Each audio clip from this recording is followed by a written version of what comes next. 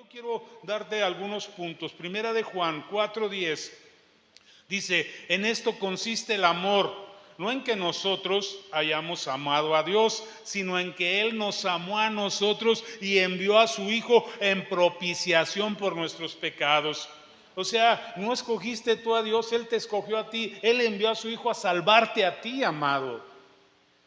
Entonces esto es importante. Dios ha hecho su parte, Dios está haciendo su parte, Dios continúa haciendo su parte. Vamos a orar. Padre, toma el control en esta hora, derriba fortalezas en nuestra mente, toda mentira, todo engaño, todo obstáculo, amado, todo lo que demonios quieran poner, toda opresión que se caiga ahora, que podamos recibir, tomar tu verdad y atesorarla y valorarla para recibir ese valor que tu palabra nos da, porque somos tan valiosos, porque somos amados, escogidos, aceptos en Cristo Jesús. Gracias, Señor.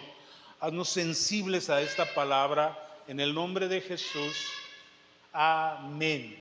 Ok, la parte de Dios. ¿Cuál es la parte de Dios? Vamos a ver algunos puntos de esta parte, que hay muchos aspectos que se pudieran ver, pero los más significativos que yo busqué. La parte de Dios. Número 1, envió a su Hijo a morir en la cruz para darnos salvación. Esa es la parte, eso es lo que Dios ha hecho ya. Juan 3:16 al 17, porque de tal manera amó Dios al mundo, de tal manera, fíjate la manera, que ha dado a su Hijo unigénito, para que todo aquel que en Él cree no se pierda, mas tenga vida eterna. Si Él no da a su Hijo, te pierdes tú; sin su Hijo te pierdes tú, me pierdo yo. Dice, mas tenga vida eterna, porque no envió Dios a su Hijo al mundo para condenar al mundo, sino para que el mundo sea salvo por Él. Por eso Dios ha hecho su parte, envió a su propio Hijo a morir por ti y por mí. Número 2, nos dio poder al darnos su Espíritu, nos empoderó, nos capacitó. No solo te escogió, sino te dio, te puso, te pone ese fuego del Espíritu Santo que va a evitar que vayas al fuego donde se quema la paja y el heno. Ese fuego te va a llevar hacia el lugar de vida eterna con Dios. Nos dio el poder de su Espíritu Santo. No solo envió a su Hijo a salvarte, envió el poder del Espíritu Santo para que permanezcas en esa salvación. Porque mucha gente se acerca a Dios, pero no sigue a Dios, sigue el mundo, y el mundo te lleva al fuego que no se apaga. Pero Dios en su misericordia envía su Espíritu para que cambie tu dirección y no vayas a ese fuego, vayas prendido por el fuego del Espíritu Santo. Nos dio el poder. Al darnos su Espíritu, nos empoderó, nos capacitó. Hechos capítulo 1, verso 8 dice, pero recibiréis poder cuando haya venido sobre vosotros el Espíritu Santo, y me seréis testigos en Jerusalén, en toda Judea, en Samaria y hasta lo último de la tierra. Esto es lo que Dios ha hecho en su parte. Te salvó, pero te da habilidad, capacidad, poder para vivir una vida cristiana que te lleve a su presencia. Es la obra de Jesús. Número 3, Jesús sigue defendiéndonos. Él sigue trabajando con nosotros y en nosotros. No solamente te salvó, no solamente te da poder, Él está ahora defendiéndote, siendo tu abogado, intercediendo por ti. Romanos 8, 33 al 34 dice, ¿quién acusará a los escogidos de Dios? Fíjate nada más, te escogió, te salvó, te escogió, te dio el Espíritu Santo, y ahora dice, ¿quién lo va a acusar si yo lo escogí? El diablo nos quiere acusar, pero amado, tú debes de entender el valor que tienes, eres escogido.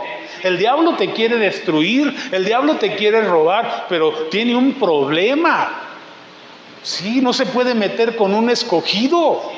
Entonces levántate, repréndelo, recházalo, resístelo, recuérdale quién tú eres. Yo soy hijo de Dios.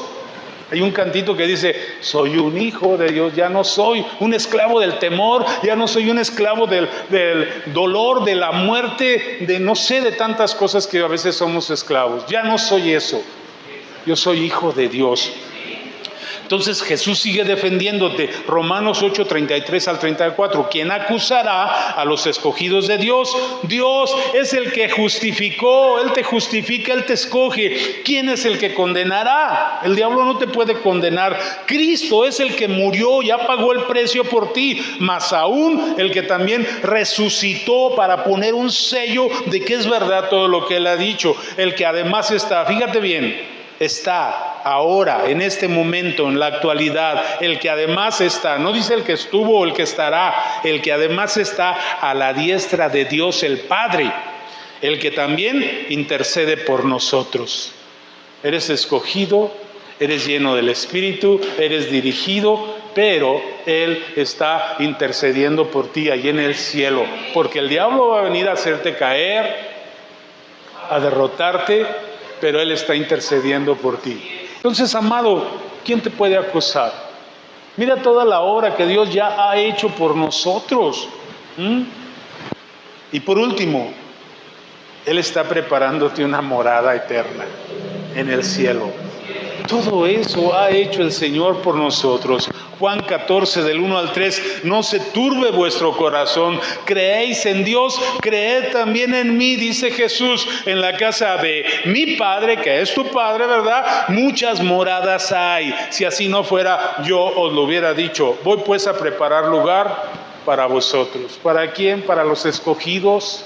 ¿Para quién? Para los que el diablo no puede condenar. Amado, somos seres excepcionales por su gracia, por su misericordia. Y a veces se nos olvida esto.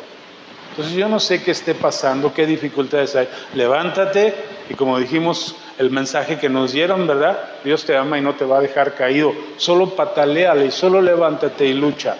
Y vamos por las promesas y vamos por mejorar nuestra familia, nuestro matrimonio, nuestra propia vida. Yo tengo un dicho que siempre le he dicho a mi familia: si medio mundo no me quiere, medio mundo sí. Y ahí voy a crecer en ese medio mundo. ¿Por qué? Porque Dios me ama.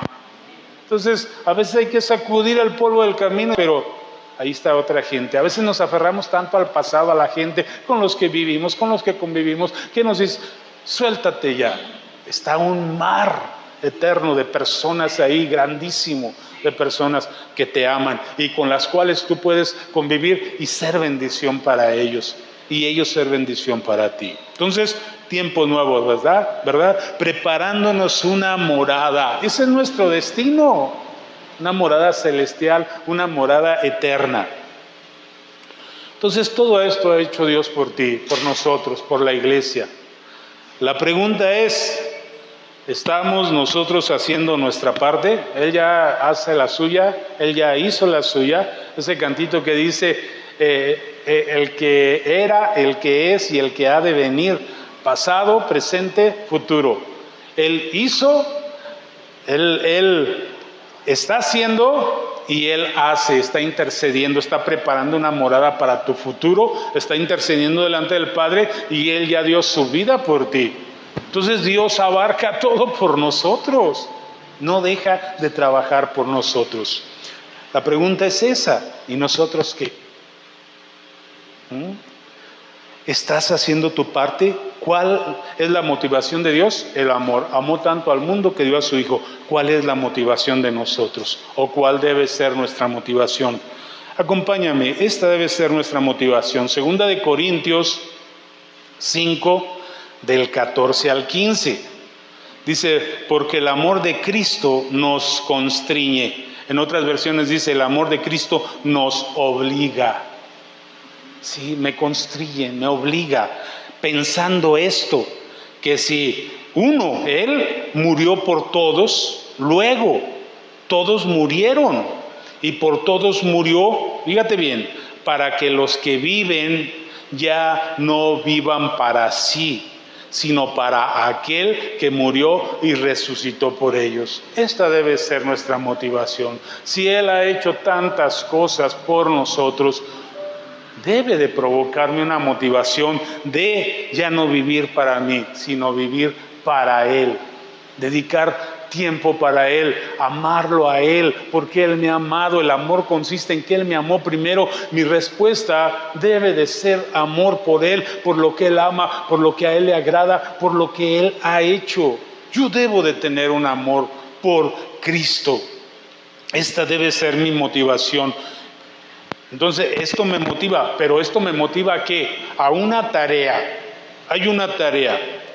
Segunda de Corintios, ahí mismo, 5 del 18 al 20.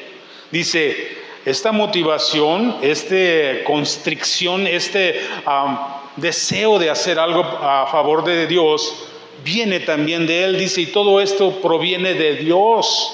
Él te está motivando. Yo ya hice.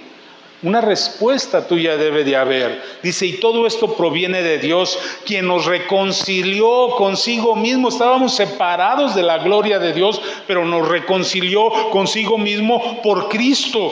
Dios no podía ver a la humanidad, porque había un abismo por el pecado, por la maldad, pero a través de Cristo nos reconcilió consigo mismo.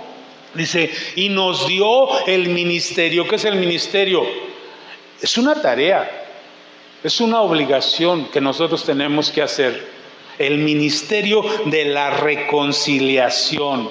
Si yo fui reconciliado con Él, ¿cuál es la tarea que Él me da? Reconciliar a otros. Me dio esta tarea, me dio este ministerio de la reconciliación, que Dios estaba en Cristo reconciliando consigo al mundo. Cuando Él murió en la cruz, ¿qué estaba haciendo? Diciéndole al mundo, ven a mí.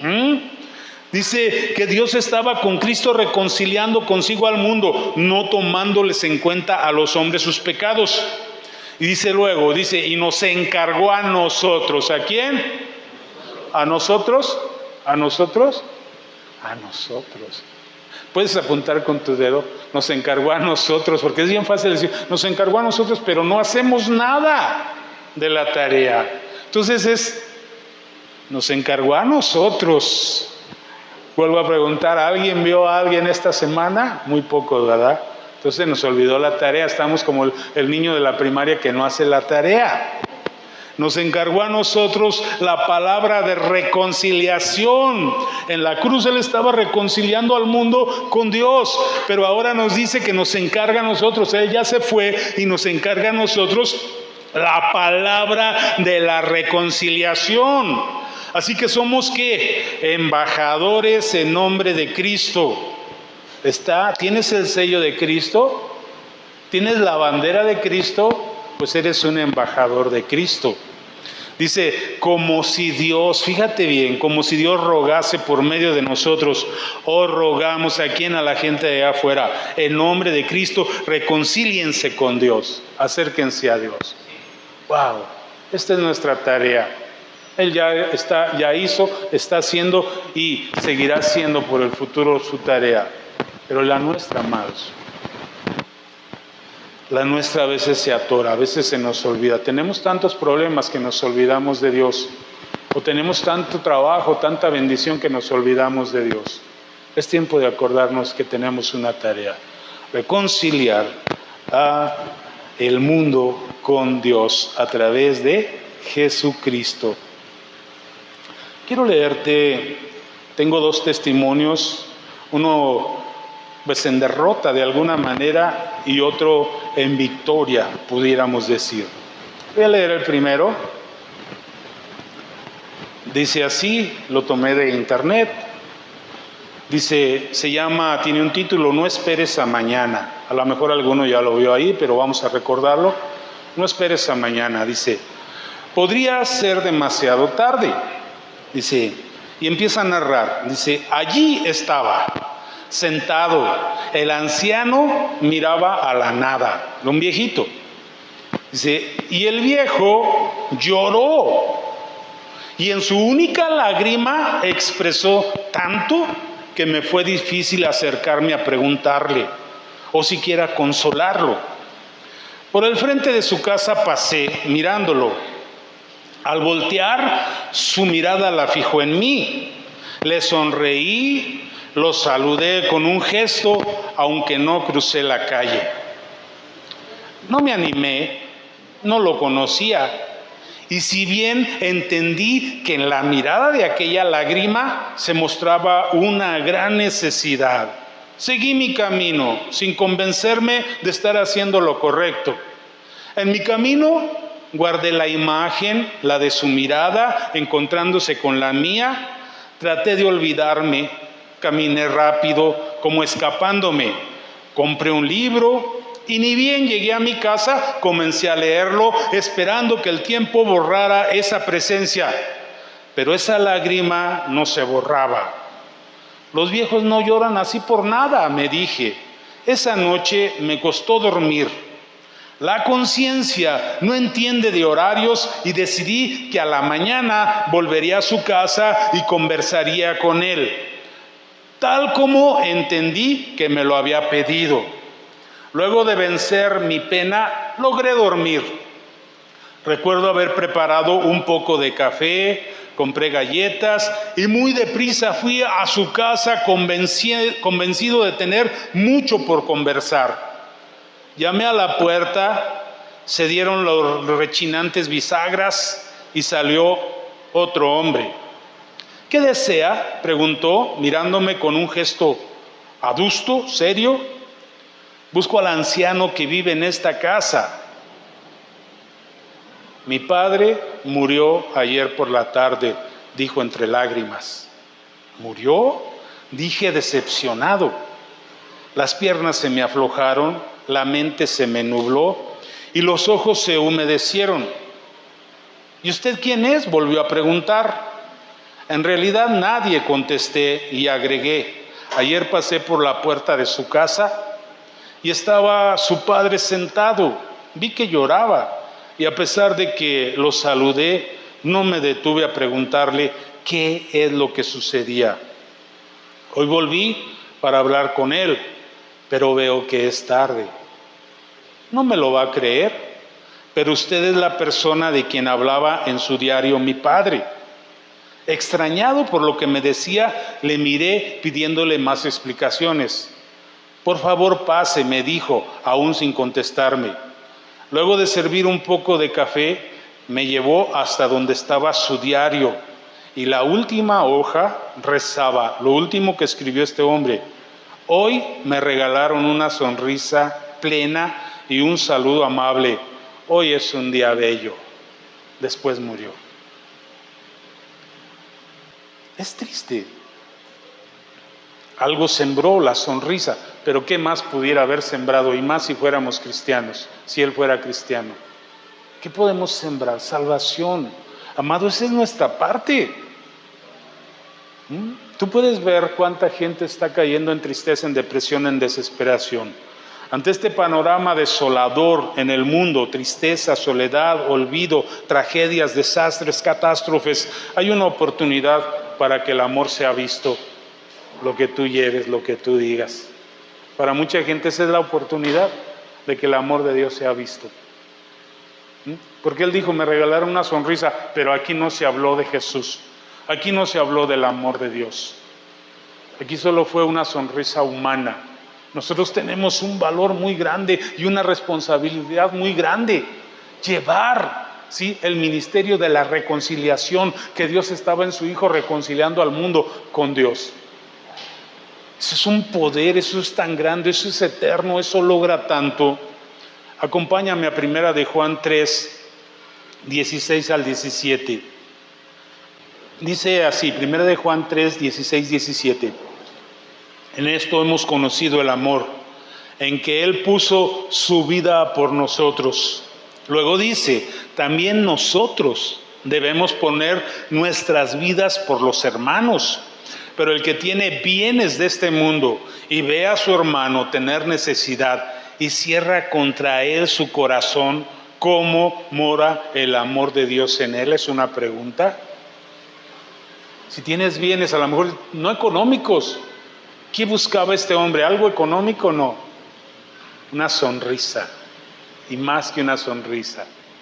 Eso tienes, tú tienes bienes. ¿Qué dijo Juan y Pedro cuando subían al templo de la Hermosa? No tenemos oro ni plata, pero lo que tenemos te damos en el nombre de Jesús. Eso es lo que nosotros tenemos, un valor, un peso eterno, amado. Y la pregunta es eso, ayer nos la hacían a los hombres, ¿qué peso tienes?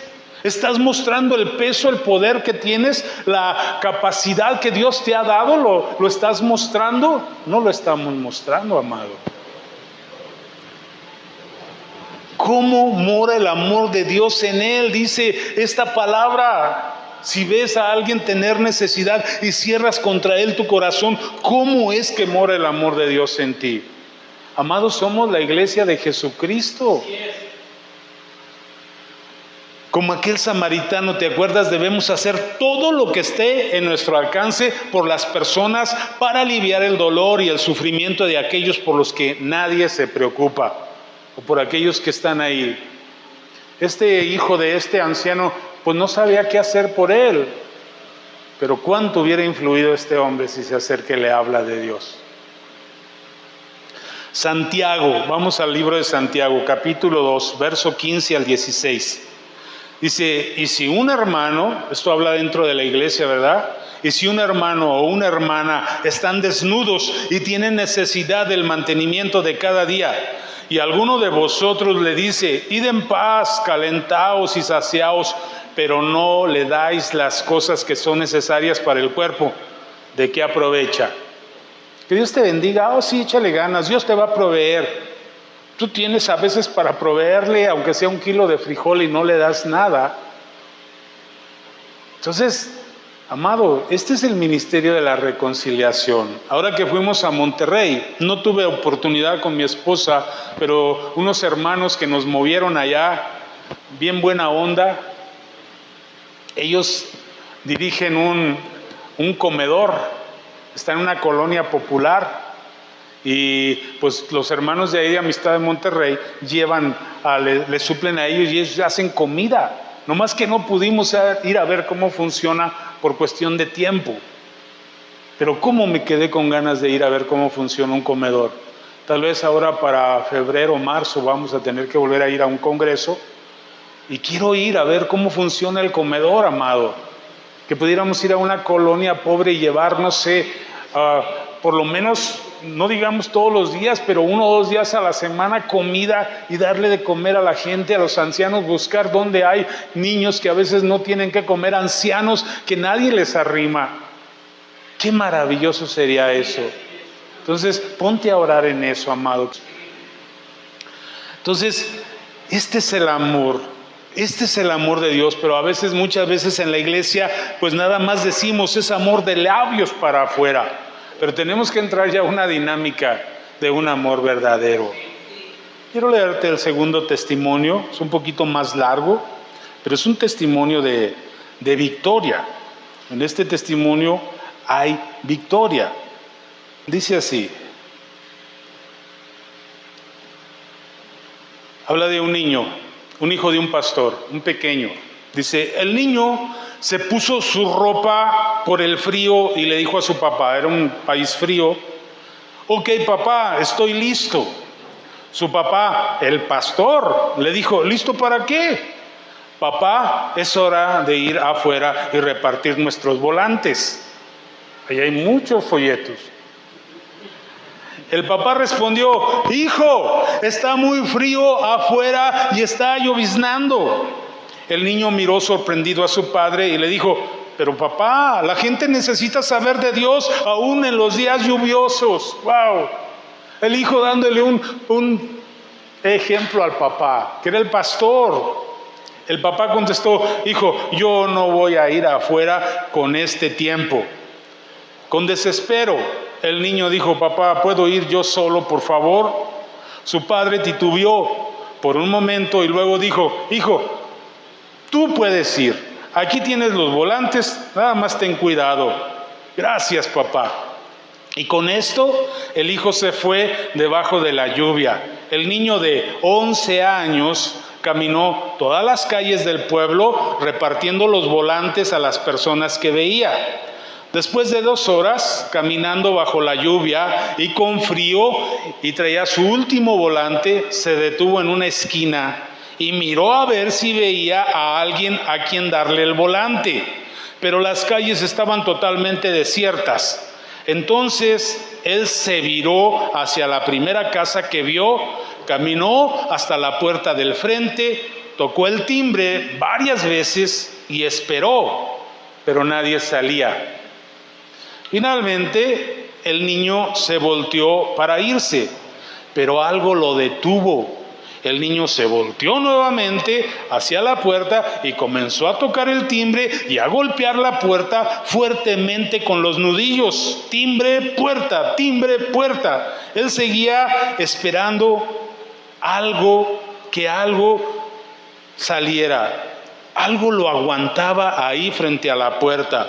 Tocó nuevamente el timbre y esta vez la puerta se abrió suavemente. Salió una señora con una mirada muy triste y suavemente le preguntó: ¿qué puedo hacer por ti, hijo? Con unos ojos radiantes y una sonrisa que le cortaba las palabras, el niño dijo: señora, lo siento si la molesté, pero solo quiero decirle que Dios realmente la ama.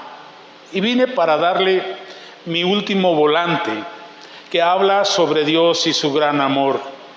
El niño le dio el volante y se fue. Ella solo dijo: gracias, hijo, y que Dios te bendiga. Bien, el siguiente domingo por la mañana el pastor estaba en el púlpito y cuando comenzó el servicio preguntó: ¿alguien tiene un testimonio o algo que quiera compartir? Suavemente, en la fila de atrás de la iglesia, una señora mayor se puso de pie. Cuando empezó a hablar, una mirada radiante y gloriosa brotó de sus ojos. Nadie en esta iglesia me conoce, nunca había estado aquí, incluso todavía el domingo pasado no era cristiana. Mi esposo murió hace un tiempo atrás, dejándome totalmente sola en este mundo. El domingo pasado fue un día particularmente frío y lluvioso, y también lo fue en mi corazón. Ese día llegué al final del camino, ya que no tenía esperanza alguna, ni ganas de vivir. Entonces tomé una silla y una soga y subí hasta el ático de mi casa, amarré y aseguré bien un extremo de la soga a las vigas del techo.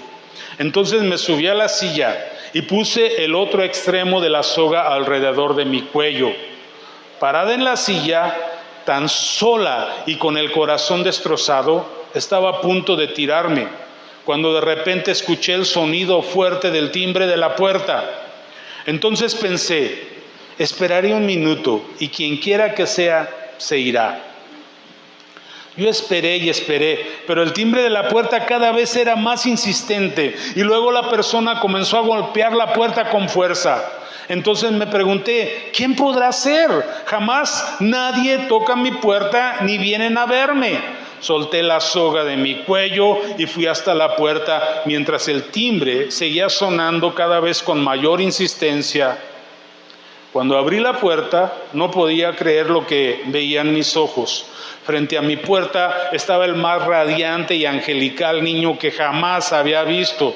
Su sonrisa, nunca podré describirla. Las palabras que salieron de su boca hicieron que mi corazón, muerto hacía tanto tiempo, volviera a la vida. Cuando dijo con voz de querubín: señora, solo quiero decirle que Dios realmente la ama. Cuando el pequeño ángel desapareció entre el frío y la lluvia, cerré mi puerta y leí cada palabra del volante. Entonces fui al ático para quitar la silla y la soga. Ya no las necesitaría más. Como ven, ahora soy una hija feliz de nuestro Dios.